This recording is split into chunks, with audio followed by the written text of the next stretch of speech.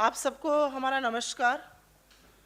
और कल शाम को आईएमएफ ने भारत की अनुमानित ग्रोथ दर को इस वित्तीय वर्ष के लिए दूसरी बार काटकर 6.8% कर दिया है। 7.4% पहले अनुमानित दर थी, उसको काटकर कम करके 6.8% कर दिया है। 0.6% की कटौती आईएमएफ ने इस साल के लिए दूसरी बार करी है। आईएमएफ ने दूसरी बार करी है, वर्ल्ड बैंक ने चौथी बार काटा ग्रोथ टारगेट, आरबीआई ने तीसरी बार काटा, मूडीज ने काटा, फिच ने काटा, एशियन डेवलपमेंट बैंक ने काटा, एंगटाड ने काटा। तमामों लोगों ने हमारी इस वित्तीय वर्ष की जो ग्रोथ अनुमानित दर है, दी एस्टिमेटेड जीडीपी ग्रोथ, उसको लगातार काटा जा रहा है। इस लगातार काटने का क्या मतलब है कि बेरोजगारी बढ़ रही है, गरीबी बढ़ रही है, आय कम हो रही है, और उस पर से छौंका लगाया हुआ है सरकार ने कमर तोड़ महंगाई का। कुछ बातें यहां पर जाननी और कहनी जरूरी हैं। बातें जाननी और कहनी इसलिए जरूरी है क्योंकि वित्त मंत्री विदेश के दौरे पर हैं। अब या तो वो अनभिज्ञ हैं, या तो उनको पता नहीं है, या वो जानबूझकर झूठ बोल रही हैं, और दोनों ही सूरतों में बड़ी शर्म की बात है। उनके झूठ का पर्दाफाश करूं इससे पहले ये बता देती हूं कि सरकार के नुमाइंदे, सरकार की वित्त मंत्री, सरकार के तमाम लोग क्या क्या बोल रहे हैं। घटती हुई ग्रोथ रेट पर आरबीआई ने माना कि एक थर्ड स्टॉर्म है, ये एक तीसरा तूफान है कोविड, यूक्रेन रशिया की वॉर के बाद जिस रिसेशन को हम स्टेयर कर रहे हैं। चीफ इकोनॉमिक एडवाइजर, उन्होंने भी माना चैलेंजेस बहुत बड़े हैं, लेकिन वित्त मंत्री कहती है absolutely no reason to worry, सब कुछ जी बहुत चंगा सी है, बस प्याज लहसुन मत खाइए, बाकी सब चंगा है। आगे आपको इसलिए बताना जरूरी है क्योंकि सरकार के कुछ नुमाइंदे, कुछ मंत्री, कुछ प्रवक्ता, कुछ नेता और कुछ चरण चुंबक पत्रकार इसको फास्टेस्ट ग्रोथ इकोनॉमी अभी भी बताने पर आमादा है। डूबते को तिनके का सहारा होता है। वैसे आईएमएफ के कल के डेटा में जहां पर ग्रोथ रेट को 7.4% से घटाकर 6.8% किया गया है, सरकार के नुमाइंदे और चरण चुंबक आपको अभी भी समझाएंगे कि ये फास्टेस्ट रेट ऑफ ग्रोथ है भाई।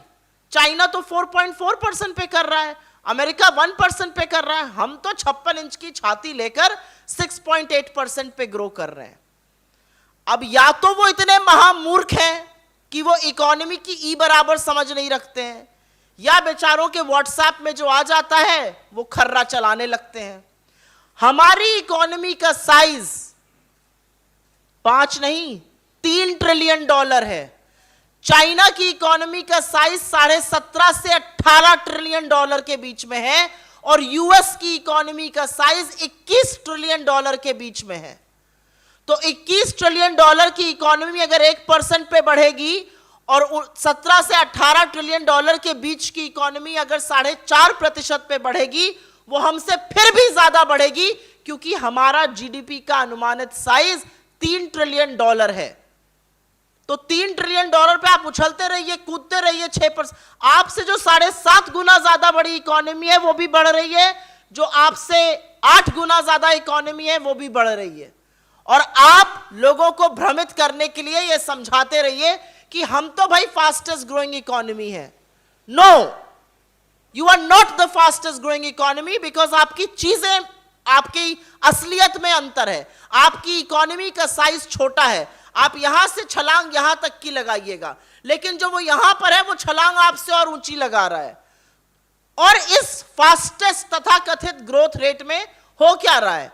बेरोजगारी बढ़ रही है, रुपया गिर रहा है, महंगाई है, आय घट रही है। तो ये फास्टेस्ट ग्रोइंग इकोनॉमी का जो तगमा है ये लेकर जाइएगा कहां?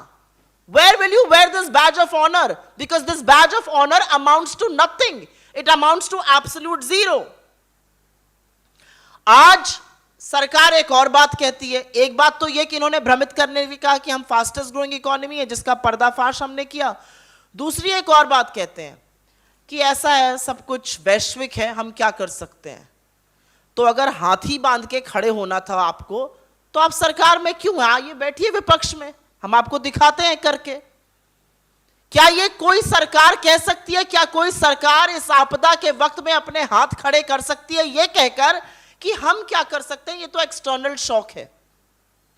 किसी भी सरकार की जिम्मेदारी होती है कि एक्सटर्नल शॉक और आंतरिक समस्याओं का समाधान करके इकोनॉमी को सुचारू रूप से चलाइए।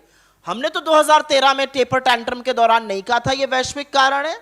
हाँ, था वैश्विक कारण, लेकिन आपको चुना इसलिए गया था कि आप समाधान ढूंढिए, और हमने समाधान ढूंढा। हम रुपए को 54 पे छोड़ के गए इनके लिए। हमने तो 2008 के global recession, one of the biggest recessions after the great depression of the 1930s, हमने तो पलटकर नहीं कहा कि वैश्विक कारण है। फास्टेस्ट रेट ऑफ ग्रोथ करी, लोगों की जेब में पैसा डाला, कंजम्पशन को जारी रखा और इकोनॉमी को संभाले रखा, और इसीलिए यूपीए के 10 सालों के दौरान फास्टेस्ट रेट ऑफ ग्रोथ हुई। तो यह कह देना कि वैश्विक कारण है, हम क्या कर सकते हैं, यह जिम्मेदारी से मुंह मोड़ना, जिम्मेदारी से भागना और हाथ खड़े करना है। अब समस्या यह है कि सरकार के सामने दिक्कतें कितनी हैं। सरकार के सामने मूल रूप से इस समय 4 बड़ी दिक्कतें हैं, एक्चुअली 5, और मैं जो सबसे बड़ी दिक्कत है पहले उसी का जिक्र कर देती हूं। सरकार के सामने सबसे बड़ी दिक्कत है आंख पर पट्टी और मुंह पे जो दही जमा रखी है सरकार ने। आप आंख पर पट्टी बांध लीजिए और कहिए तो जगत बना ही नहीं है। आपके आंख पर पट्टी बांधने से जो देश समस्याओं से जूझ रहा है, जो इकोनॉमी का बंटाधार हो रहा है, वो होना बंद नहीं हो जाएगा। आपके आंख पर पट्टी बांध लेने से आपको बताया जाएगा wake up and smell the coffee, because that is what you suppose to do. सरकार यह समझ नहीं रही है कि लगातार ग्रोथ गिर रही है, और ग्रोथ का जो आरबीआई का तीसरी तिमाही और चौथी तिमाही का अनुमान है वो और भी भयावह है। तमाम एजेंसीज के अकॉर्डिंग ग्रोथ की दर 4.6 से 5% के बीच में होने वाली है तीसरी और चौथी तिमाही में, और यह कोई जबानी जमा खर्च नहीं है। अगर नॉमिनल रेट ऑफ ग्रोथ 12% है और इन्फ्लेशन आपका 7% रह रहा है, तो किस तरह से आपकी ग्रोथ 6.8% होगी? Real rate of growth is nominal minus inflation. किस तरह से होगी ये समझा दीजिए आप। पहली समस्या सरकार की अकर्मण्यता झुठलाने की है, दूसरी समस्या ग्रोथ की है, तीसरी समस्या महंगे दामों की है।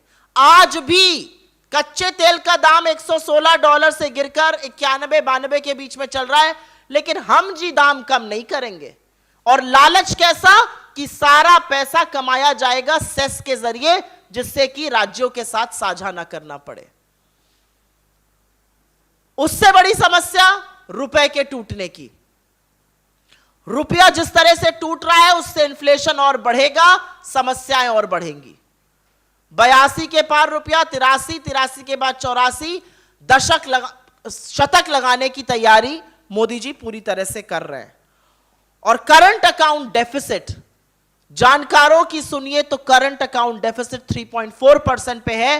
पहले 6 महीने का आंकड़ा उठाकर देख लीजिए, इंपोर्ट्स में जबरदस्त बढ़ोतरी है, एक्सपोर्ट्स में जबरदस्त कमी आई है, और यह इसलिए हो रहा है क्योंकि गोल्ड इंपोर्ट्स बेतहाशा बढ़ रहे हैं। सरकार उसके बारे में क्या कर रही है मुझे नहीं पता, लेकिन अपना वक्तव्य बंद करने से पहले मैं एक चीज का जिक्र जरूर करना चाहती हूं। निर्मला सीतारमण जी हमारी वित्त मंत्री अमेरिका में हैं। थोड़ी देर पहले ब्रुकिंग्स इंस्टीट्यूशन में उन्होंने एक इंटरैक्शन किया और वहां पर उन्होंने एक वक्तव्य दिया। निर्मला जी का कहना है कि किसानों का डीएपी, किसानों की खाद के दाम भारत में नहीं बढ़ाए गए हैं। निर्मला जी अनभिज्ञ हैं या जानबूझकर झूठ बोल रही हैं, यह उनकी अंतरात्मा बता सकती है। लेकिन डीएपी के दाम इसी साल अप्रैल में 1200 से 1300 किए गए हैं, और यूरिया की हर बोरी 50 किलो से घटाकर 45 किलो की कर दी गई है, दाम वही लग रहे हैं, इसका मतलब दाम बढ़े हैं।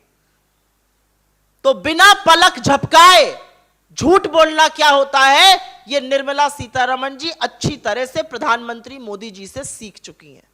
प्रधानमंत्री 24 घंटे प्रचार में, 24 घंटे इलेक्शन में, 24 घंटे चैनलों पर अपनी कभी भक्ति दिखाने में, कभी विक्टिम बनने में अपना समय व्यर्थ कर रहे हैं। लेकिन इस देश का क्या हाल हो रहा है वो आपको एजेंसीज एक के बाद एक बताती जा रही हैं।